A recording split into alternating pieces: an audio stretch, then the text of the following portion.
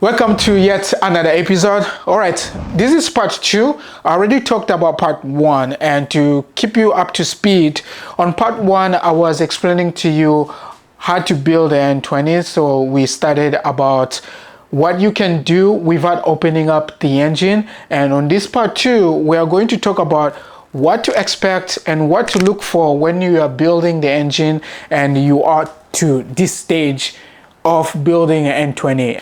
This video is about pushing the limits of N20 and going beyond the stock powers.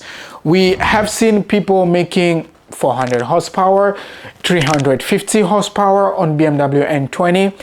Stock, the N20 makes 245 horsepower and 245 foot-pound of torque. Those are the numbers I got with the car that I am working with. When I reached 100,000 miles, I decided to start an adventure of building an N20 and reaching somewhere between 500 and beyond. I did a few research here and there, and on paper it says you have to do this and you have to do that. We started with one of the direct path, which was to do a closed deck.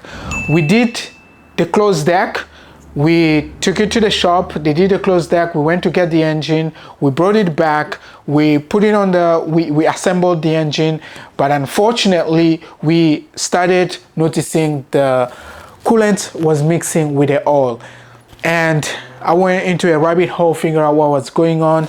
When I removed the block that was machined to a closed deck, when I take that out, put another block, I didn't have that issue. But when I get that block, put it back, coolant was mixing with oil, and I didn't want to go too deep into that. I decided to just, you know what, let me just forget about it and just go open deck straight from the factory, but try to push. And that's where we upgraded to the turbo. We used a different turbo, and the turbo that we used is, we first started with this one. Version 1 of the build, I started using this one, and it's also very heavy. This is the max speeding rod, and it also capable of pushing somewhere around 400 horsepower, but also unfortunately we never really got any time to dyno this with this setup. And another issue I was having with this one was the position to mount this turbo. It was very difficult to mount this one, and I decided to go into a different route. It was very difficult to use the max speeding turbo because, number one, the position the N20 is to use a different turbo is just a nightmare. It's really difficult unless you have the passion like I do to really go and get the max speeding rod working. It worked, it pushed the powers, and I actually drove the car with that version 1 setup to Carolina Motorsport Park. We also did run the car on the on track with that setup, but also we did run the car. We drove the car to Carolina Motorsport Park, but we never actually got back on the car because we had fueling issues, and the fueling issues was really just very stupid thing I could have fixed. But anyways, after that, we went into version 2. Now, version 2 consisted of using this turbo over here. And this one is a Garrett turbo. And this one is the G25 550. It's a really nice turbo. I really love this turbo. It spools really nice, and the response on this one is just amazing. That one, the max speeding turbo that I tried, it has some issues with the lower end power. To feel that max speeding turbo, it starts on the higher RPMs, but with this one you start on the lower RPMs up to mid RPMs. You lose the top end, and I'm okay with that because I never really drive the car on street on top RPMs. It's low and medium, and that's why I went with this turbo. This one is really good because I have good experience with this one. Number one, the placement of this, either you go with the OEM manifold, which you have to modify, or you go with custom manifold. This one is easier because the T-flange is difficult to work with N20, but the V-band, I found it very easier to work with because you can easily manipulate how to turn this and which position to go with when you are working with this one here. You can go with G30 900 as well. It's really good because it's just the same size as this one, but this one will spool faster and will also gives you good range on the lower RPMs and mid RPMs. However, based on feedback that I have seen people posting on the internet, I am going to leave some information on my website, and I'll put a link in the description on which turbo you can choose and which one will work and which one will get you to the power that you want. And as we are focusing on this video is focusing going beyond what we talk about in part 1, and that is going with the internals, and the internals are combining with the turbo as well. With the internals, you want to get the connecting rods and also the pistons, and those ones you want them to be forged. Why do we want to have forged connecting rods and forged pistons? This is number one, forged components are lightweight, and also they are built to last, and they are built to be beaten up. When you are pushing higher RPMs, you have a lot of vibration going on here, and you don't want any weak parts internally, and that's why we go with forged components, and that forged connecting rods, and you also have forged pistons. So far, personally, I've used 2 versions of connecting rods and 2 versions of pistons. I first used King pistons. They are great, but the King pistons, they are okay, but one of them failed, and I am a little bit skeptical on recommending King Tech. This is just because of what I encountered, but they are great. Probably it was a user error. If I really think on the failure that I encountered with King Tech pistons, I think that was a user error because the other pistons were still good. Unfortunately, I do not have them.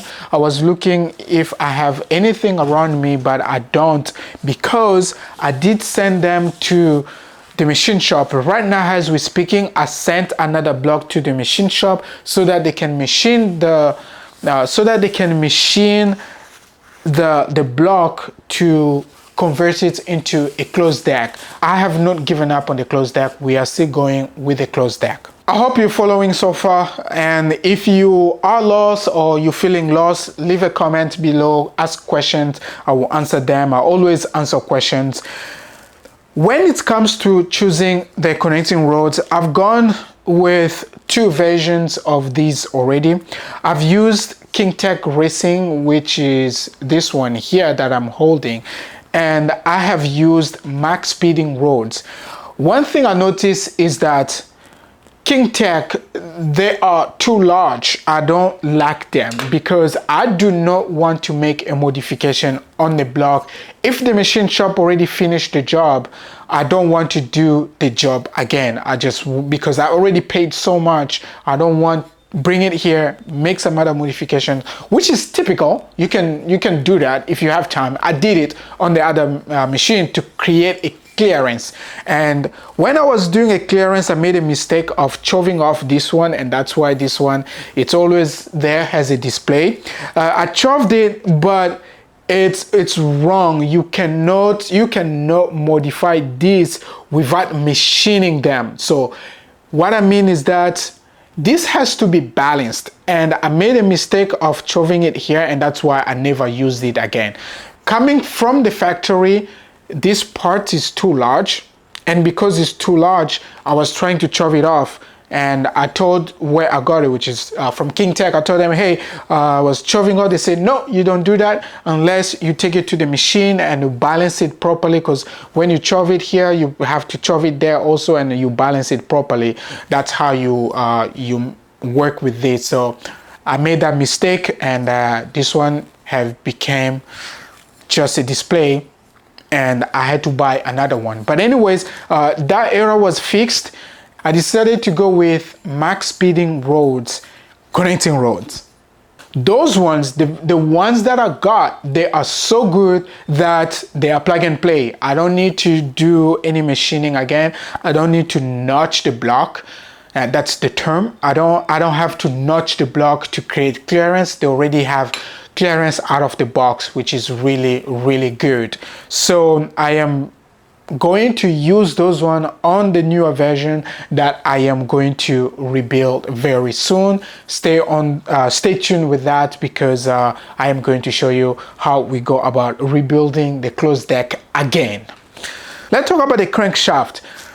This is something really particular that I have not seen anyone mentioned. The relector on me keeps failing a lot. Now, right now, as I was dissecting this block, because I was figuring out what was going on, because there was just so much of leak, the relector keeps failing over and over. So I don't know if maybe the crankshaft is wrong. So I'm already thinking maybe I need another crankshaft. But what I am going to do is I will take this crankshaft, take it to the machine shop, and I am going to ask them to balance this crankshaft for me. If it's going to be cheaper than buying a new one, I'll tell them to do that. But if not, I'm going to buy a new crankshaft. I've seen people recommending a different head gasket. I have not seen a need of not using an OEM. So I still stick on using an OEM head gasket. I don't see the need of using a different one. I'm okay with the multi-layer steel gasket. I'm okay with that. If you want to be too fancy, go ahead, be fancy. The OEM just works, and I'm cool with that. Another item that I added to my build is the FCP Euro oil baffle. So go check it out on the website. I will leave the link in the description as well. If you're not going with the OEM turbo, on the block, there are things that you have to block off. I will leave the link in the description for you to source those items, because you have to block the coolant passages, but some turbo do come with the coolant cooling. For example, this one does have coolant cooling, but I blocked them off, and I also have to block it from the engine here as well. And with that, I am also making another adapter, and this one blocks off these parts over here, and it looks really nice. I 3D printed this and I was testing it. The measurement is really good, one-to-one bolt-on, and I will be sending this to CNC so that I can now have it. Either if I want to continue to use the cooling on the turbo, I would have AN4 connection right there, or to block it off, it's just gonna be no holes and blocks off the coolant passage on this N20 block, which is really, really good. I'm looking forward to that. This is it. This is all you need. If you have questions or you still unsure about something, leave in the comment section and I'll tend to it. Thank you, and I'll catch you on the next one.